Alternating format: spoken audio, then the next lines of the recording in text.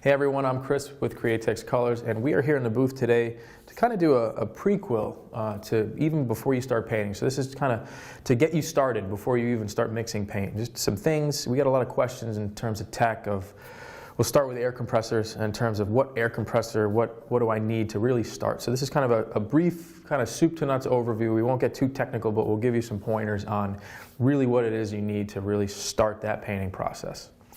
So first things first, you need an air compressor. And this is a question that comes up quite a bit, and there's some kind of confusion on the differences between air pressure and volume. Volume being the CFM. It's a rating of basically it means cubic feet per minute.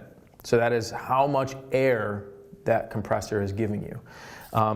We'll cut real quick. We'll show you a picture of the compressor that we have, because that's another question that we get. And this is kind of overkill for the home painter, for the hobbyist. It's a great setup. It's a 10 horsepower, 120 gallon monster air compressor. But we have a complete facility here, so we got a lot of stuff going on, and it works perfectly for us. This is what you'd find in basically a refinished shop.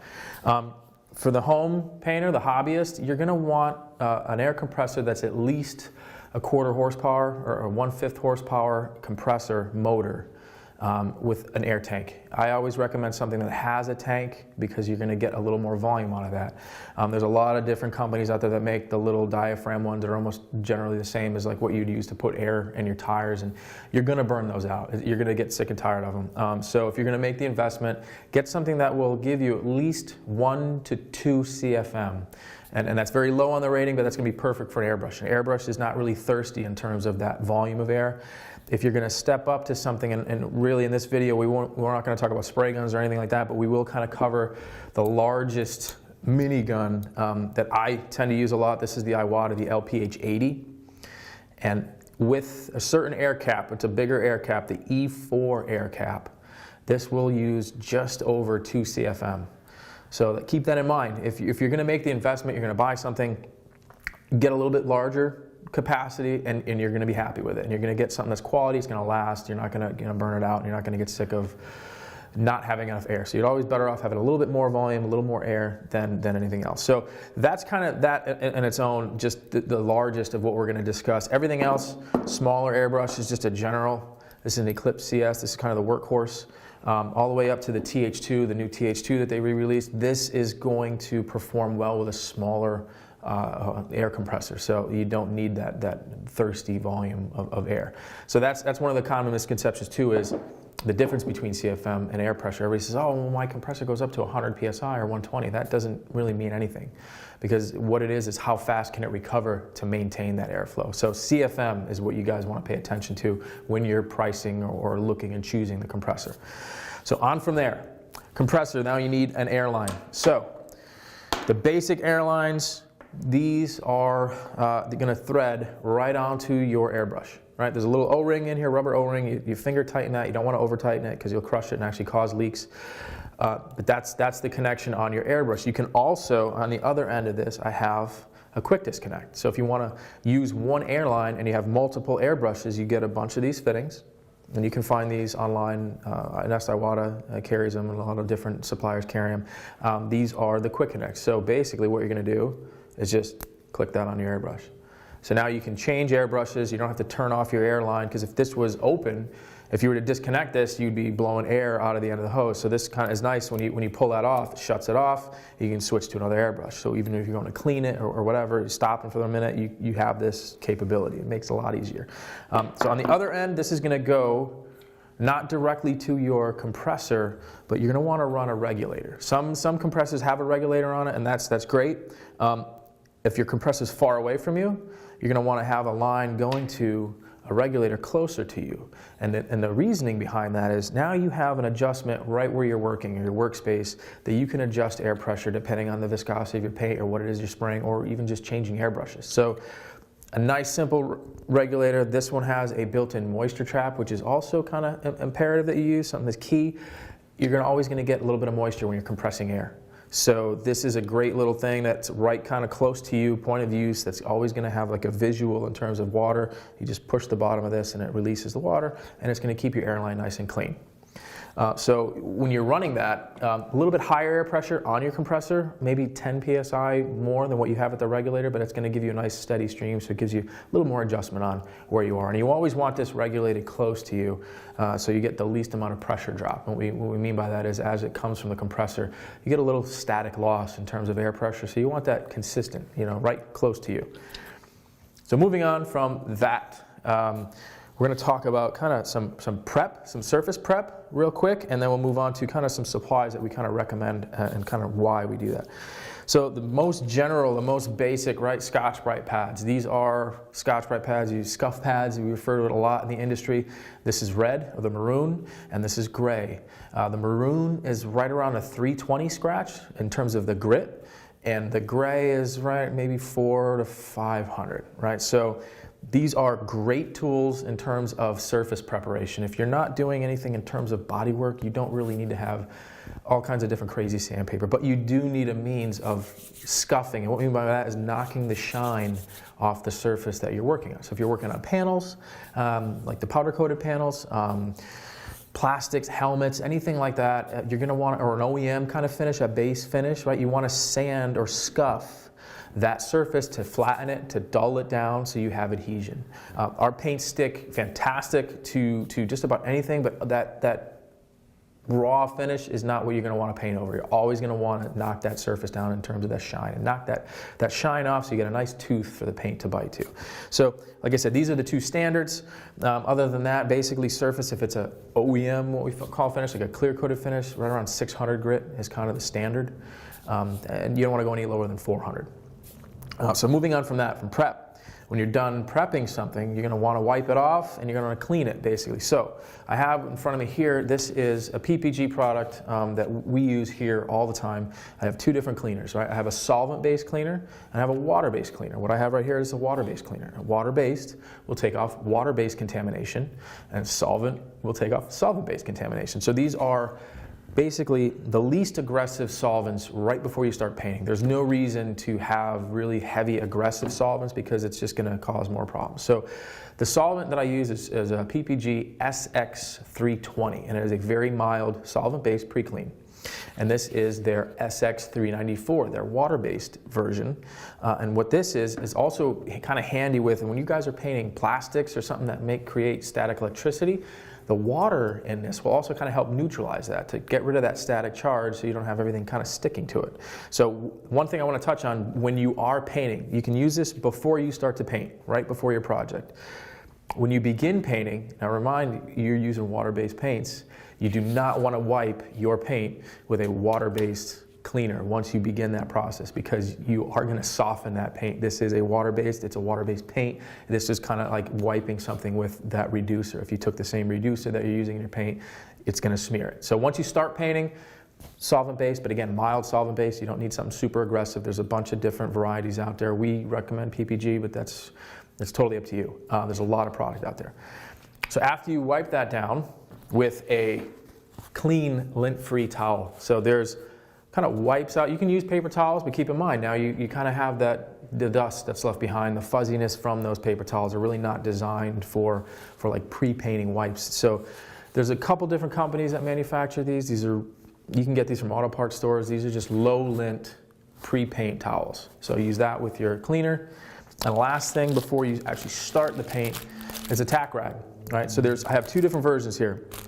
This is kind of like the old school, kind of the OG solvent kind of based tack rags. Very, very popular, very common. You can find these all over the place. And these are a product from Gerson. It's a great company. They make a bunch of different products, but these are water-based, waterborne specific tack rags. So they're synthetic. There's no silicones, there's no kind of solvents or adhesives in here that are going to mess with the water-based paint, but that translates to them working very well with solvent-based systems as well. So if I was going to choose one, I would recommend these because it kind of does both. Now you can use these guys on water-based paints, but just one tip or one trick would be, once you open this out of the package, kind of open it up, unfold it, and let it breathe for about 5 to 10 minutes so that any of the solvents that are in here, they're a little more aggressive than the water-based tack rags, kind of evaporate. So you're not taking that and wiping it onto you. And again, when you use these, A tack rag is just like a light wipe over the top. You're not trying to dig into anything, because what you will do is actually transfer some of that stickiness that's designed to just pull dust. And that's what these are trying to do. All you're trying to do is just kind of remove dust surface contamination with these. So it's not actually like a wipe. So once you're ready to go and you have a clean surface to work on, you got to mix your paint. So there's a variety of different products out there. These are from Easy Mix. This is what we use here. You can get them in different sizes. So we have tiny little guys all the way up to, these are half a quart, 16 ounces, and you can get up to gallon. And there's so many different varieties. So this is something that's great because it has some graduations on there. So we're always talking about ratios, 10% or 3-to-1 or 4-to-1, stuff like that. These are right on the cup. It just simplifies everything, and it makes it really easy, kind of right in your face, and consistent. So consistency is key when you're trying to paint and have consistent results. So these are great products. Again, there's so many different varieties out there, but this is something that's kind of indispensable. And because these are pretty heavy-duty plastic and solvent resistant, you can reuse these, because again, this is water-based paint, so there's no reason that unless you let it dry up in here, but you can use these time and time again until they really start to get contaminated, and then it's not that big of a deal to toss them and get fresh ones. So the other thing in terms of mixing cups is, if you guys are familiar, this is a cool system that we use, the PPS system. This is the 3M PPS 2.0 system.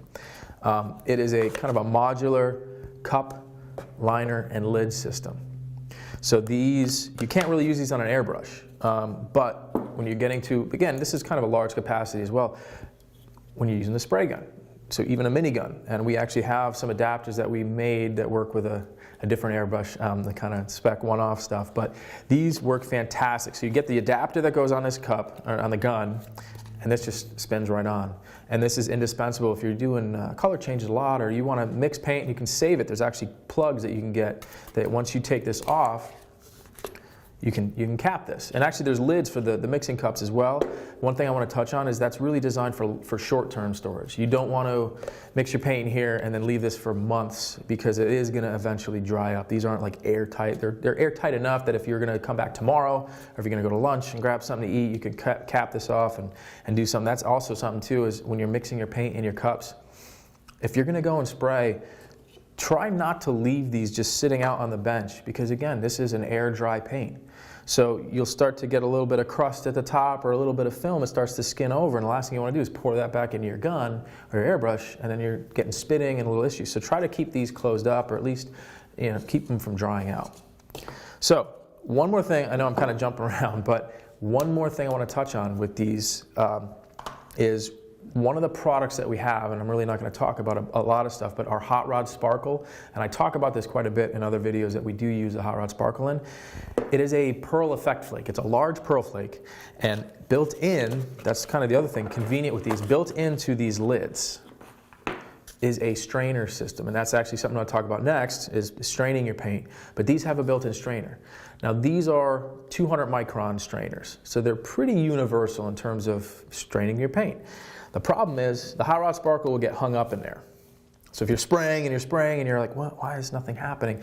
The flake is actually larger than that mesh, and it gets hung up inside. So if you are spraying, and that's the only colors that the Hot Rod Sparkle line of colors, the Wicked Hot Rod Sparkles, you're going to want to pull that liner right out and use the cup just as a normal cup without that liner. There's a little tab on there.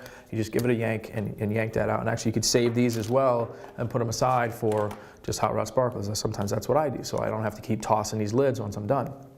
So that, if you're not using the PPS system, or if you're doing airbrush work and you don't need the PPS system, these are strainers. We get a lot of questions on what size strainer.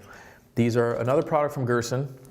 These are 190 micron. So this is a 190 mesh strainer, and that is perfect across the board with our paints. Again, the Hot Rod Sparkle is not going to pass through this, but everything else will. All of our cosmics, our pearl flakes, all of our pearls and metallics, even our aluminums will all go through these strainers, no problem. And it's great to just strain your paint. It's cheap insurance to make sure you don't have any leftover paint in the cap or in the lid if you leave it open.